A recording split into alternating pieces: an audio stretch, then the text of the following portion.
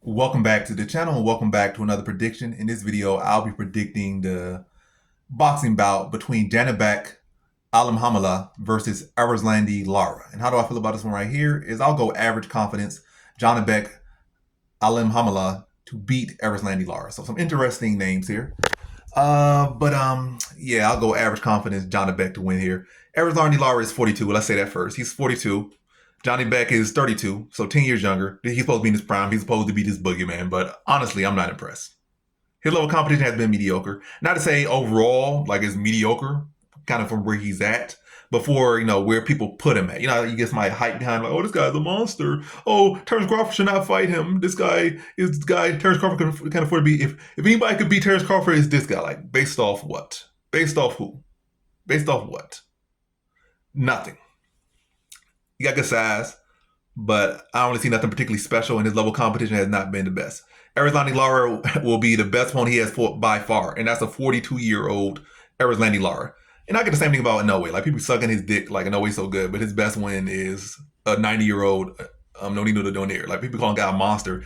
But the thing about what's so funny about Inoue, he got all these belts, but no good competition. Like, people can try and put him on the pound number one list, but he ain't fought nobody even worthy of putting him on the pound list. Like, you got 9 different divisions. You're undisputed in 20 divisions, but who you beat? A 40-year-old No Needle Denier was your best win, and you got your jaw broke by him in the first fight. Embarrassing. You should be lucky to be on the pound list. Like, people like y'all don't know boxing. Y'all just be sucking dick willingly for no reason. Like, Johnny Beck is cool, in no way is cool, but like, who y'all beat? At least in no way can say, oh, I won a bunch of fake belts in fake weight classes in the nursery home. I'm not nursery. What they call it? The playground belts, the little kid belts. So he kind of flexed that. But Johnny Beck, like, what have you done? You don't got as many. You don't have the luxury of playground belts. But in your competition, just as weak, if not weaker, than in always the competition has been. But again, the skills are there, and I can see the threat. But what mattered most, like, who you beat and who have you beat. He's been fighting like C tier fighters. So yeah, Lara will be his. I'd say, what's it? S tier is the highest. Lara at this point in his career, I say he's like still an A tier. That's credits to him for how good he is. That at 42, he's still like an A tier. At one point, I probably could say, not even at one point. I would say he was upper A tier at one point in his career. Can't really say he was ever S tier, just because he never really got to win. Maybe he got to win over Canelo that he deserved. Maybe he could have put him at S tier. But S tier capabilities at one point, but still like a low tier A tier, a low A tier. So that's still a very, very elite fighter, especially for him to be 42 at how he is. So this is by far the best opponent Janibek has fought. Again, other guys he's fought have been like C tier, mediocre guys that aren't worth giving a second look. That's what I would say the people he's been beating. And in 17, though, not the biggest extensive resume. And then what's even worse than the lack of fights is the lack of competition. So again, the best guys he's been fighting have been C tier. So this is a big step up for Janibek. But if he is this boogeyman he's supposed to be, he should be Lara. Lara does not have the movement that he once had. He's 42 years old. He's sitting in the pocket more. And he's doing well because he's taking advantage of people in the pocket. He's forced to, be closer to opponents. He's not, again, the guy he was 10 years ago that was so elusive.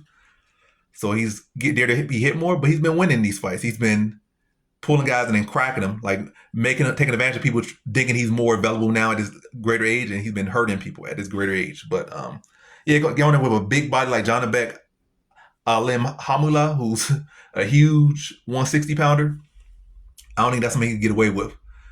I feel like give me shades of Jared Hurd, but earlier this time. Because in the Jared Hurd fight, his fight got settled down. He started to get hurt in that fight. Because again, he couldn't move as much. His fight he got tired.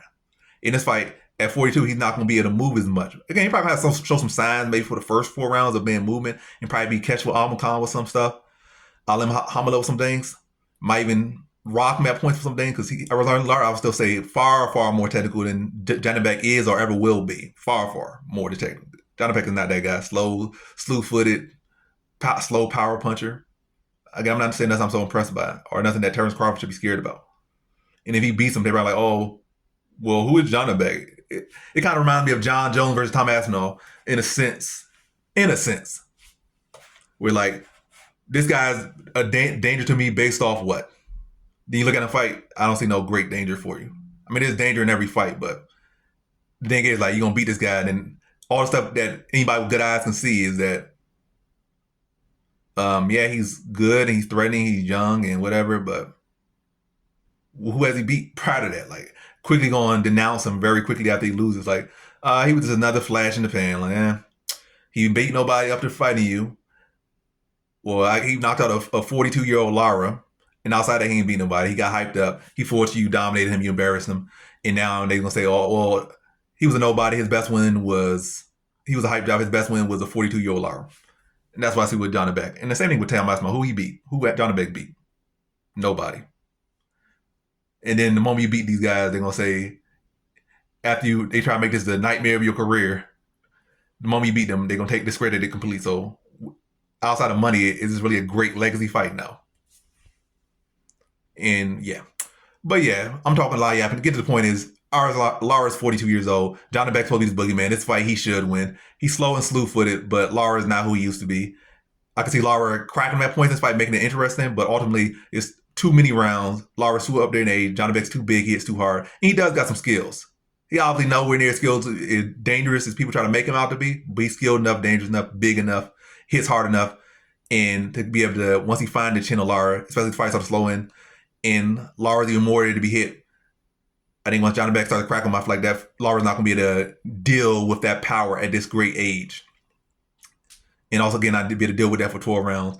And once Janibek starts to land clean, you're going to see it immediately wearing on Lara, and I see him stopping Lara in the 7th round via TKO. So in this one, I got Janibek Alimkhanuly via 7th round TKO.